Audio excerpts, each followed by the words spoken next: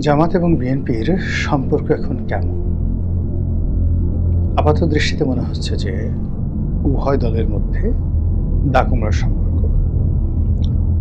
বিএনপির যারা শীর্ষ নেতৃত্ব তারা জামাতকে লক্ষ্য করে নানা রকম বক্তব্য দিচ্ছে। এটা গুপ্ত দল, স্বাধীনতা বিরোধী ইত্যাদি ইত্যাদি নানা রকম ট্যাগ।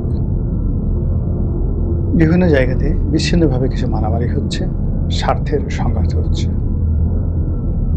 জামাত অনেকগুলো বিষয় নিয়ে বিএনপির সঙ্গে সরাসরি কন্ট্রাডিকশন অ্যান্ড কনফ্লিক্টে যাচ্ছে না, কিন্তু বিএনপির বিরুদ্ধে সংসদে এবং সংসদের বাইরে আন্দোলন এবং লড়াই সংগ্রাম করার জন্য তারা প্রাণান্ত চেষ্টা চালাচ্ছে। দিব্য দৃষ্টিতে মানে দিনের আলোকে আমরা যেটা দেখতে পাচ্ছি সেটি হলো যে কতগুলো বিষয় নিয়ে বিএনপির সঙ্গে জামাতের এবং বিএনপির সঙ্গে এনসিপির অথবা বিএনপির সঙ্গে জামাতের যে 11 দলীয় জোট সেই জোটের কতগুলো মৌলিক মতপার্থক্য দেখা দিয়েছে। জামাত ইতিমধ্যে যে কাজটি করেছে, বিএনপির অত্যন্ত তুখোড় এবং বিএনপির নিউক্লিয়াসে যারা একসময় ছিলেন সেই সমস্ত অনেক মানুষকে তারা নিজেদের দলে নিয়ে নিয়েছেন